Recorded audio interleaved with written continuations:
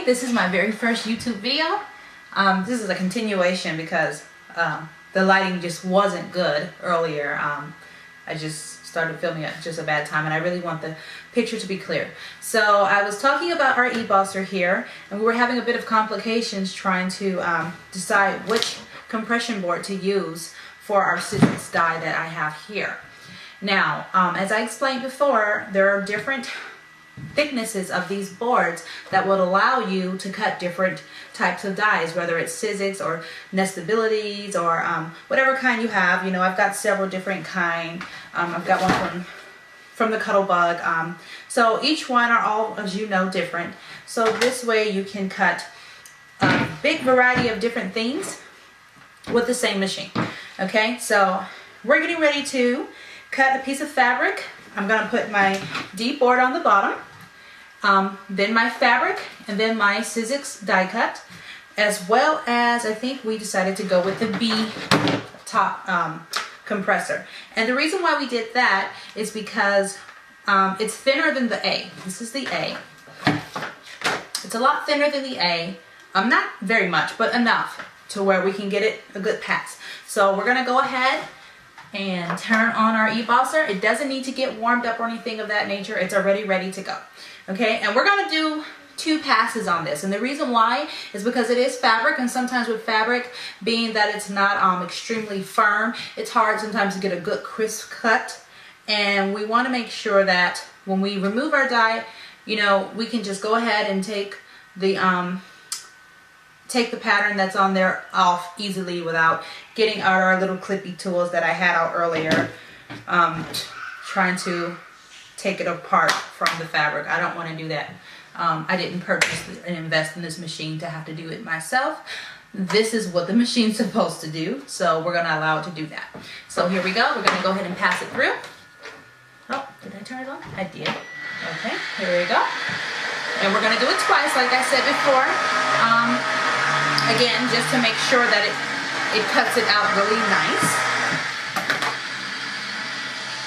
As you can see, it did not take very long. And sometimes what I like to do when I am cutting anything with this, even though I put it in, the bird is upright this time. Sometimes what I'll do is, because I don't know if the pressures are different in there, depending on how much space is available at the bottom or the top, because there's a little bit of space available at the top and as well as the bottom due to the die not being a full covered mat. And this is a full, big, nice size compression board and slit here for the for these. It's probably, man, if I had my measuring thing now, I would measure it for you guys to tell you exactly the measurements. But it's about the size of a piece of paper, but add about 2 inches to it. So whatever that is. So we're going to go ahead and just turn the image around and go ahead and pass it through the machine one more time, because we want to make sure that all the compression on all the sides are even. Now, like I said, normally if I had like one of the folders and I was doing the folder, I wouldn't do that, because this takes up the whole primary area of the compression board. Okay, let's remove our owl and let's see what we got. And as you can, it's still just a little bit sticking, just a little bit, because it's fabric, and you guys know sometimes different fabric just does what it wants. It has a mind of its own. Where is that little clippy thing that I did not want to have to use? And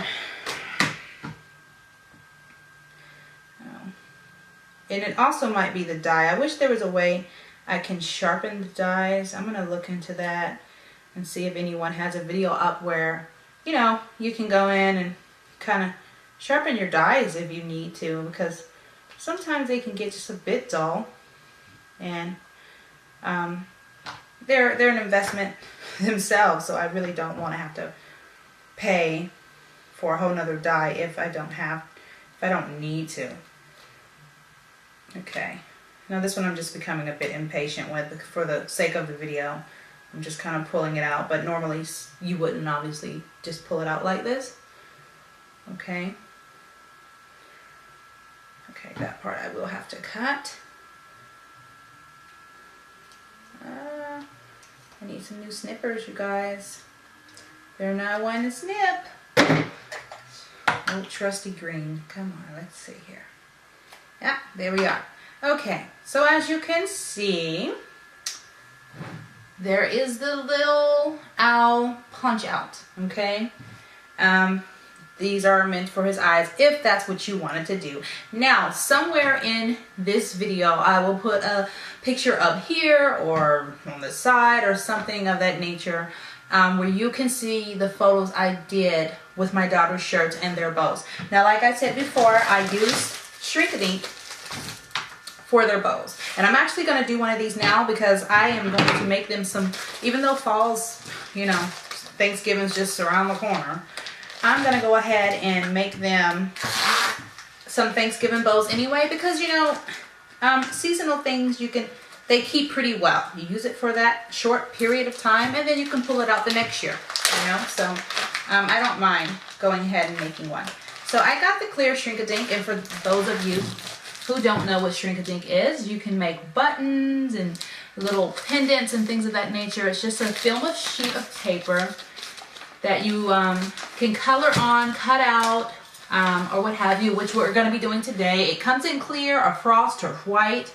I think those are the only ones it comes in. I'm not sure if it comes in any type of color. I did get it from Walmart. Not Walmart. Oh my God, sorry. But they might have it at Walmart. I got it from Michael's, and I think I paid like $3 or $4 for it. It's not very expensive at all. So this is what it looks like, as you can see, okay? And I'm going to go ahead and lay that on my board. It fits on there just fine.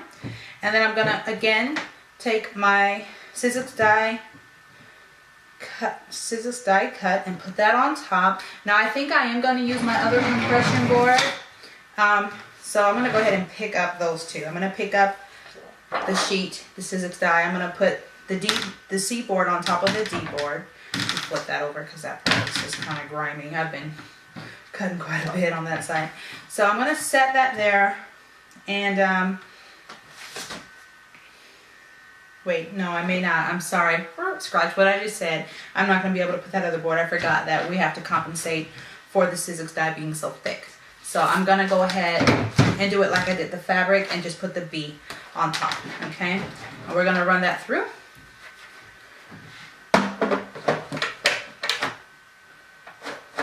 Oh. Is our machine on? Yeah, it's on. Oh, is that too thick? Okay. Let's try this way. Let's cut this in half. I think it doesn't like that it's thick. That it's only on one side. It's kind of uneven. So we're going to cut our, and you can cut this side. It cuts like butter. Alright, there we are. Cut half of it. So that way we can lay it right in the middle of the board because you will get a better cut compression wise if you put it in the middle of the board. So we're going to go ahead and place that center, and then we're going to take our B board, place that on top, and let's hope this works this time, huh? Here we go. Here we go. Let's see. You can hear it cutting. Hear that? Good stuff. So all the cutting you would have had to do. Now I didn't really have to do this once because it's like a hard little thin plastic, so it probably got a pretty crisp cut, okay? Yes, it did. Now, here it is. As you can see, I don't know if you can see that, and it just comes right off just like this, okay?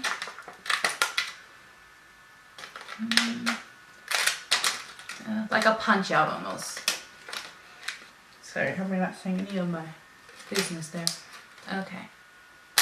All right, let's punch his eye out. Here we are. Hope you can, let me put something against, here you can see it. You see that? Okay, that is our owl. And of course, all the other pieces that come with it, you know, it's little feet and the heart and the beak and the things like that as well are also on there, okay? Now, you can choose to go ahead and color the owl with some permanent markers. You want to make sure you use permanent. If you're going to use like an ink pad or something of that nature, you want to make sure that you go ahead and use the Stays On ink. You don't want to use something that's going to wipe off, that's not permanent, because then when you go to bake it in the oven, and by the way, you bake it for, I think it's like 350 or something of that nature. I can't remember, but it'll tell you on the packaging. When you go to bake it, you know, it doesn't take very long. I suggest you just buy a non-stick like cookie sheet that you're just going to use specifically for your shrink-a-dink stuff. I do have one somewhere near in my drawer there with my nestabilities. And I just use that just for my shrink-a-dink. And so I will take this and I will shrink this down, and this will become the size of about a little larger than this. Okay? And it's a perfect fit for the middle of their bows. And as you will see, I'm going to post some pictures. You will see how their bows came out, as well as their corresponding shirt to match their bows. Now, my daughters are, like I said, 1.5 years, and one will be 3 tomorrow on the 26th. But they know they're not allowed outside without a bow. And I do dress my girls as twins for several reasons. It makes them feel more of a part of each other. It makes them feel like they belong to each other. When we're out in public, people know that they are together, which is important to me. In case one of them ever get lost or something like that, they can kind of look around and say, hey, that kid has on the same thing this one does. Maybe that's the mother over there. You know, just never know, because kids sometimes can just dart off down and out. It just happened to me many times in Hobby Lobby, and those aisles are pretty long, and one of my kids take off before I can push the basket to get to the other side to see which way they went. Okay, my 3-year-old, she's just my little wild lady. So she kind of just goes. So that is one of the reasons why I dress them alike. And the other reason is because it's just so much easier to do laundry and to put their things away, because they are so close in age. It just makes household chores a lot more manageable. I love clothes, as most women do.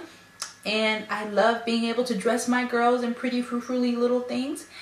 And it is so frustrating when I have a big basket of stuff and I gotta put it away. It's real cute when it's on the hanger and when they're wearing it.